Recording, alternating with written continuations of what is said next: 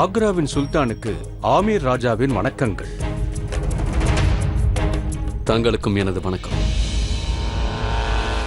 தாங்கள் என்னை இந்துஸ்தானின் பாஷா என்று அழைத்திருந்தால் நான் மிகவும் சந்தோஷப்பட்டிருப்பேன்.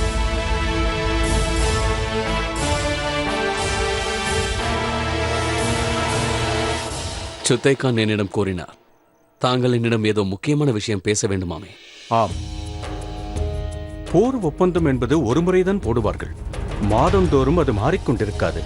தங்களுடைய ஷெரீஃபுதீன் எனது மகன்கள் ஜெகநாத், கங்கார் சிங், ராஜசிங் ஆகிய மூவரையும் கொன்று விடுவேன் என்று சதா மிரட்டிக் கொண்டே இருக்கிறான் ஜலால்.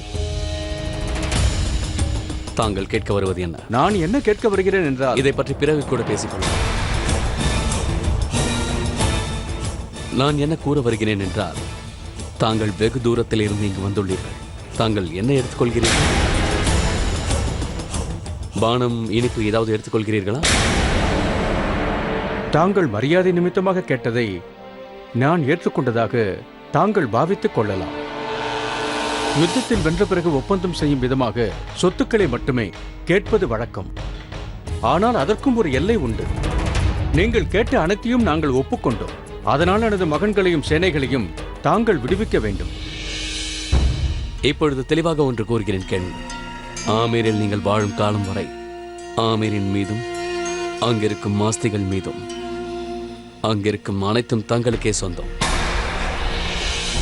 ஆனால் ஆமீரை வென்ற பிறகு அனைத்தும் வென்றவருக்கே சொந்தமாகும். என்ன, சரிதானே? ஏதோ ஒரு சிறு போரில் தாங்கள் வெற்றியடைந்து விட்டதால் ஆமீர் தங்களுடையதாகிவிடுமா?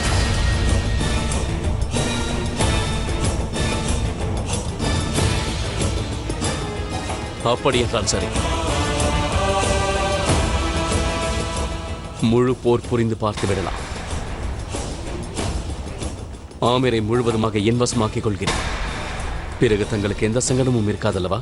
உண்மையான வீரன் யுத்தத்திற்கு பயப்பட மாட்டான். வீர மரணம் அடையவும் அஞ்ச மாட்டான். ஆனால் என்னை பொறுத்தவரையில் காரணம் இல்லாமல் வீரர்கள் இறக்கக்கூடாது.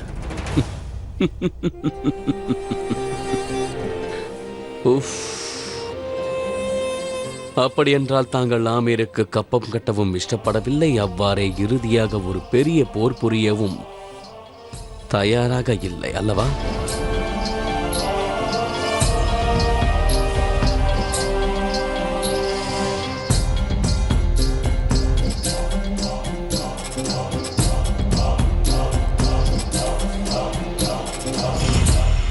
சரி, தங்களுக்கு இறுதியாக என்னதான் வேண்டும் கூறுங்கள். ஏதாவது ஒரு மூன்றாவது வழி. இதில் மூன்றாவது வழி என்று எதுவும் இல்லை. ஒன்று உங்களின் அழிவு, மற்றொன்று எங்களின் வெற்றி.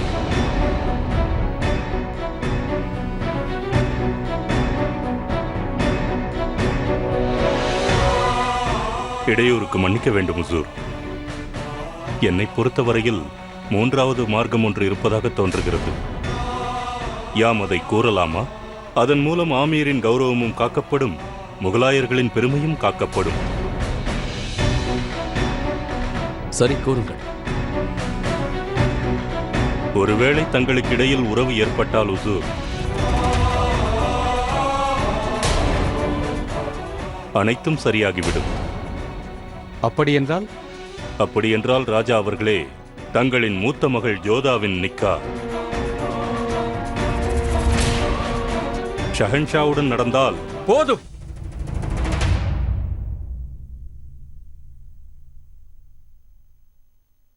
போதும், நிறுத்த சுப்தே கான். உங்களுக்கு எவ்வளவு தைரியம் இருந்தால் இவ்வாறு? நான் கூறுவதை போதும், வேறு எதுவும் பேசாதீர்கள். இவ்வாறு அவமானப்படுத்துவது முகலாயர்களின் பழக்கம். ஒரு புறம் ஷெரீஃபுதீன் போர் உடன்படிக்கை அவமதித்தார், மறுபுறம் தாங்களோ நட்பின் மரியாதையை களங்கப்படுத்துகிறீர்கள்.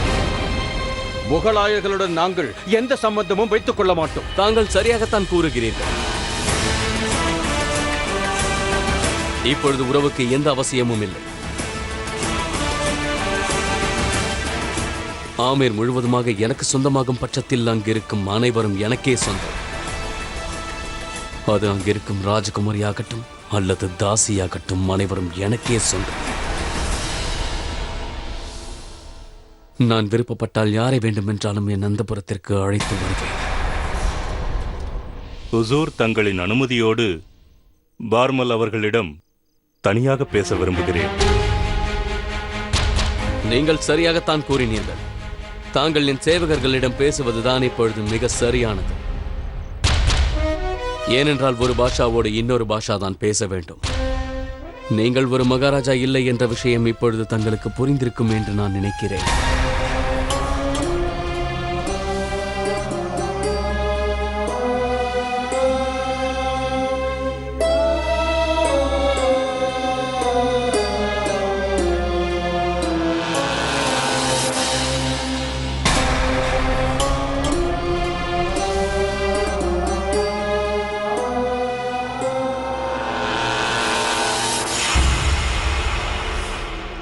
தங்களிடம் வேறு மார்க்கம் இருப்பதாக எனக்கு தெரியவில்லை.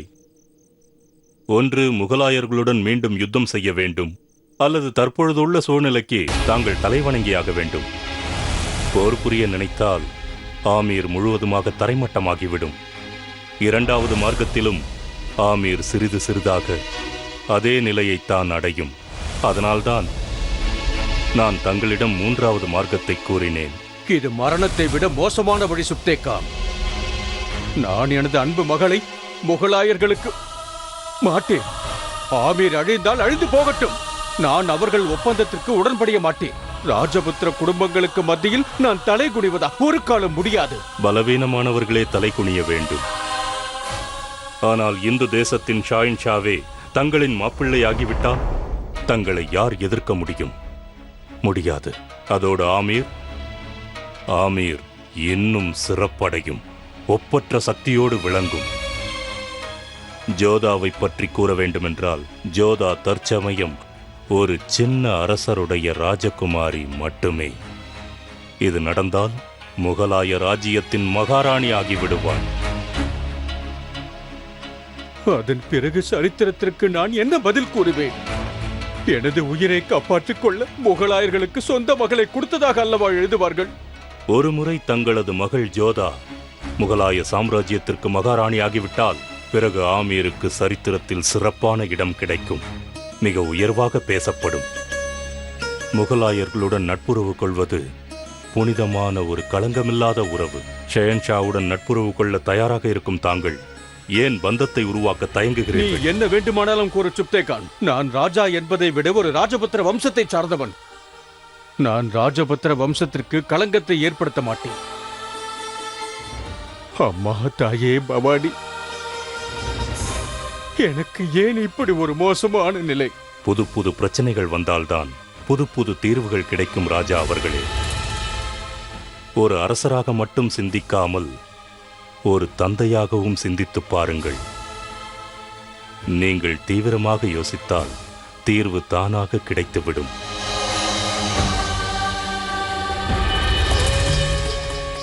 தாங்கள் என்ன முடிவெடுத்தாலும் ராஜாவாக முடிவெடுங்கள், பிறகு தந்தையாக முடிவெடுங்கள். முதலில் ஆமீரை பற்றி யோசியுங்கள், பிறகு என்னை பற்றி யோசியுங்கள்.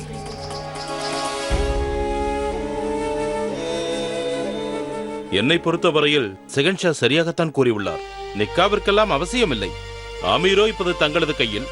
தாங்கள் யார் மீது விருப்பப்பட்டாலும் அந்த புறத்தில் வைத்துக் கொள்ளலாம். ஹுசூர், போரில் நாம் பார்மலை தோற்கடித்து விட்டோம். தேவையில்லாமல் அவரது மகளை திருமணம் செய்து எதற்கு அவருக்கு கருணை காட்ட வேண்டும்?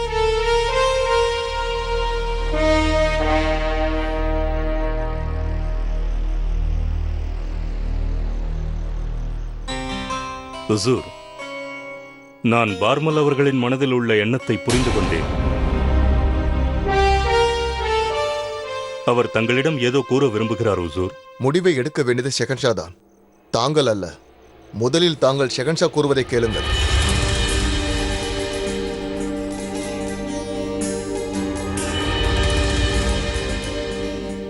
இந்த விஷயத்தை பற்றி இப்பொழுது மந்திரிகளுடன் பேசிக் கொண்டிருந்தேன்.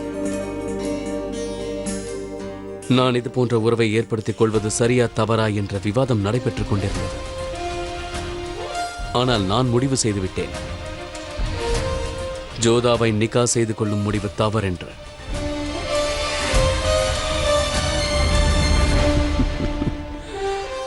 அது தவறில்லை.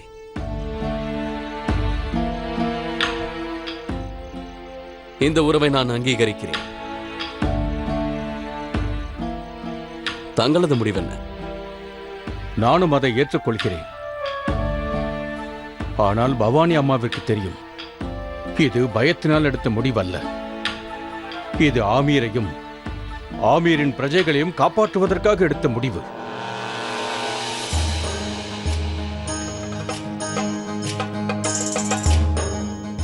தாங்கள் சிறந்த அரசன் என்று நிரூபித்து விட்டீர்கள். நானும் தங்களுக்கு ஒரு நல்ல மருமகனாக இருப்பேன் என்று நிரூபிப்பேன். ராஜா அவர்கள் எனக்கு உறவினராக போகிறார். இவரை சகல மரியாதையுடன் வழி அனுப்பி வைத்து விட்டு வாருங்கள். உத்தரவு ஹுசூர். ஷரீஃபுதனிடம் இதை மறக்காமல் கூறுங்கள்.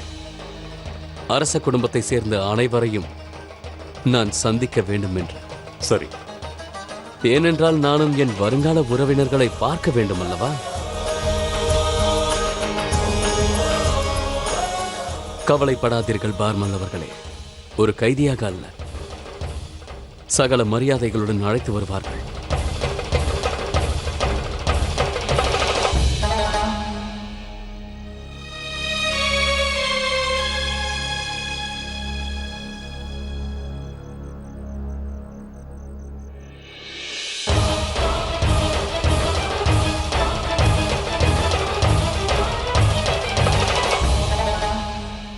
இனி ஆமீரின் அரச குடும்பமும் சேனைகளும் பாதுகாப்பாக இருப்பார்கள். தாங்கள் தங்கள் கடமையை சிறப்பாக நிறைவேற்றியிருக்கிறீர்கள். அரசனாக எனது கடமையை நிறைவேற்றியிருக்கிறேன். ஆனால் ஒரு தந்தையாக எனது மகள் ஜோதாவை எவ்வாறு சந்திக்கப் போகிறேனோ தெரியவில்லை. அவள் முகத்தில் எவ்வாறு விழிப்பேன்? அவளிடம் எவ்வாறு கூறுவேன்? எந்த ஜலாலை அவள் அதிகமாக வெறுக்கிறாளோ அவருடன் திருமணம் நிச்சயிக்கப்பட்டதை எவ்வாறு கூறுவேன்? ஆமீரை காப்பாற்றிய தாங்கள் உண்மையில் ஜோதாவையும் காப்பாற்றியிருக்கிறீர்கள். ஆமீரை நினைத்து மட்டும் நான் ஆலோசனை கூறவில்லை. ஜோதாவின் நலனுக்காகவும் தான் கூறினேன். ஷரீஃபுதீனின் எண்ணங்கள் சரியாக தோன்றவில்லை. அவரை சந்திக்க சென்றபோது, ஏன் தாங்கள் போர் ஒப்பந்தங்களை மீறுகிறீர்கள்? யுத்த உடன்படிக்கைகளை மாற்றுவதால் அது தங்களுக்கு பெரிய பிரச்சனையை ஏற்படுத்தலாம். ஜலாலுதீன் வீரர்களை யாரும் எதுவும் செய்ய முடியாது. அதோடு சுத்தைக்கா ஆமீரின் அந்த ஒப்பற்ற பொக்கிஷத்தை இதுவரை நான் தொடவே இல்லையே. ஜோதா ஷரீஃபுதீன் ஜோதா மீது கண் வைத்துள்ளார். ஆனால் இப்பொழுது அவரால் ஒன்றும் செய்ய இயலாது. ஏனென்றால் ஷஹன்ஷாவே ஜோதாவை திருமணம் செய்து கொள்ளப் போகிறார். இடையூறுக்கு மன்னிக்க வேண்டும் அரசே. தங்களிடம் ஒரு கேள்வி கேட்க வேண்டும். ஏன் நான் ஜோதாவை நிக்கா செய்து கொள்ள வேண்டும் என்று நினைக்கிறேன் என்பதுதானே அந்த கேள்வி?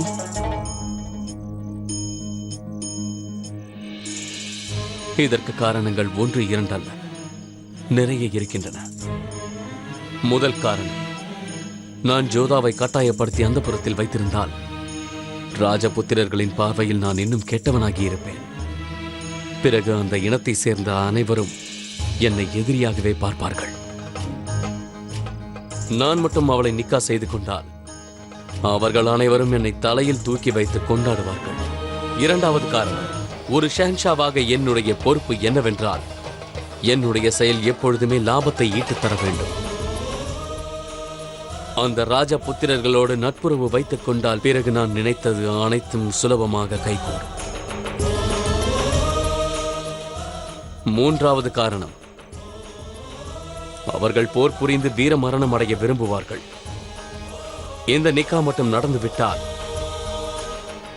முகலாய படைகளில் இன்னும் வீரம் நிறைந்த போர் வீரர்கள் நிறைந்து விடுவார்கள். இவர்கள் என்னை எதிர்த்து போராடுவதை விட சிறந்தது எதுவென்றால் எனக்காக போராடுவது.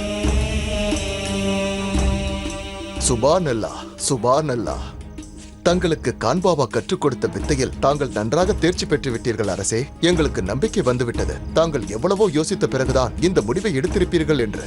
தாங்கள் ஒரு தொலைநோக்கு பார்வை கொண்ட மாமன்னர். முகலாய படைகளில் இன்னும் வீரம் நிறைந்த போர் வீரர்கள் நிறைந்து விடுவார்கள். இவர்கள் என்னை எதிர்த்து போராடுவதை விட சிறந்தது எதுவென்றால் எனக்காக போராடுவது. சுபானல்லா, சுபானல்லா. தங்களுக்கு கான்பாவா கற்றுக் கொடுத்த வித்தையில் தாங்கள் நன்றாக தேர்ச்சி பெற்று விட்டீர்கள் அரசே. எங்களுக்கு நம்பிக்கை வந்துவிட்டது. தாங்கள் எவ்வளவோ யோசித்த பிறகுதான் இந்த முடிவை எடுத்திருப்பீர்கள் என்று. தாங்கள் ஒரு தொலைநோக்கு பார்வை கொண்ட மாமன்னர்.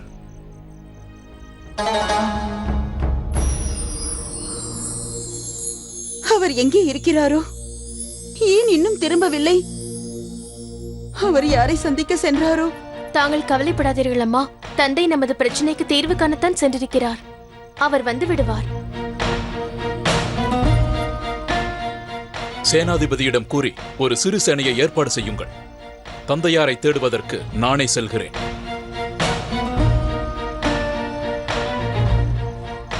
நானும் தங்களுடனே வருகிறேன். தம்பி மான்சிங், நீ இன்னும் சிறியவன்தான். சேனைகளோடு செல்லும் அளவிற்கு உனக்கு வயது வரவில்லை. அத்தை அவர்களே, வீரத்திற்கும் வயதிற்கும் சம்பந்தமில்லை என்று கூறுவார்கள். ஒரு வீரனுக்கு தைரியம்தான் அவசியம். அது என்னிடம் அதிகமாக உள்ளது. ஆமீரின் மகாராஜா, ராஜபுத்திரர்களின் ஒளி விளக்கு மகாராஜா பார்மல் அவர்கள் வந்து கொண்டிருக்கிறார். தந்தை வருகின்றார். தந்தை வந்து விடுவார் என்று நான் கூறினேன் அல்லவா அம்மா? அவரோடு என் 3 சகோதரர்களும் வந்து விடுவார்கள்.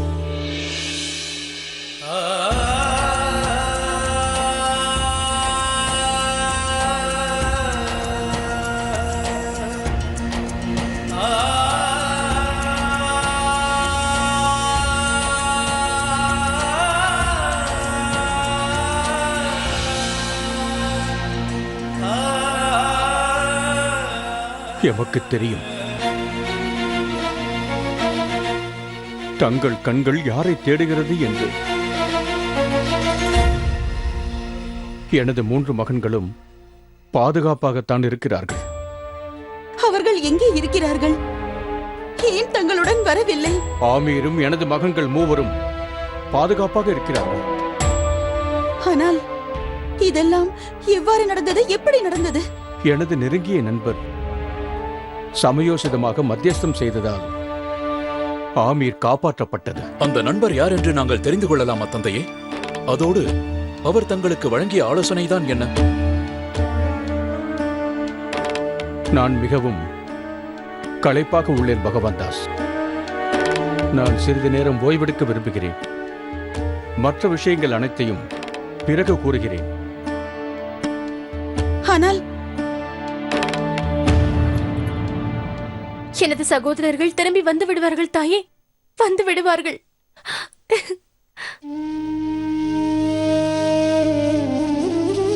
நிஜமா ஜோதா? உன் சகோதரர்கள்?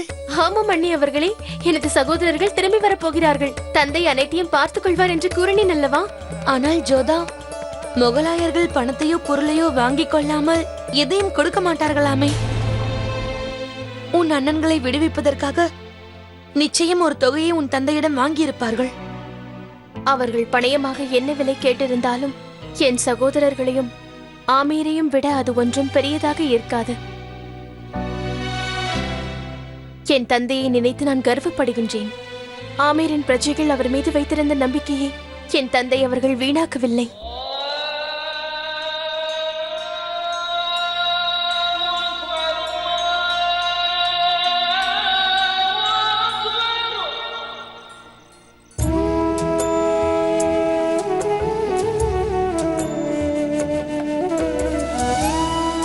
தங்களுடைய லீலையை யசோதாவாலேயே தாங்கிக் கொள்ள முடியவில்லை.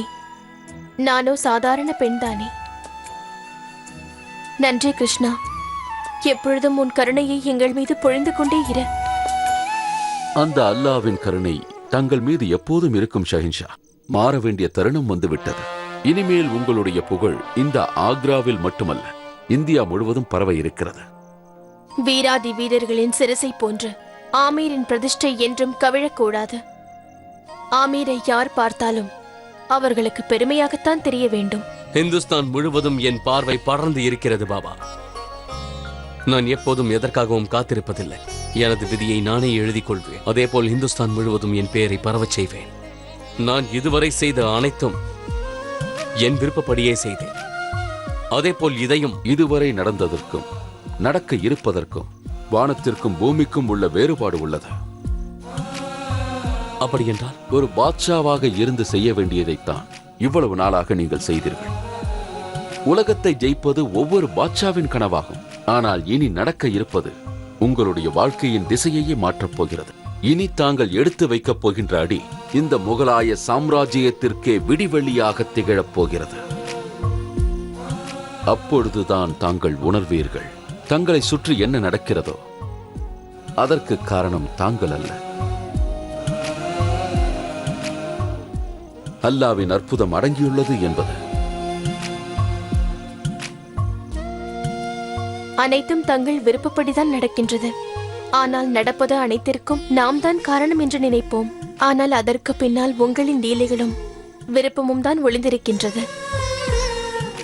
என்னை மன்னித்து விடுங்கள் கண்ணா. நான் தங்களை சோதிப்பதாக தாங்கள் நினைத்து விட வேண்டாம். அவ்வாறு செய்ய மாட்டேன்.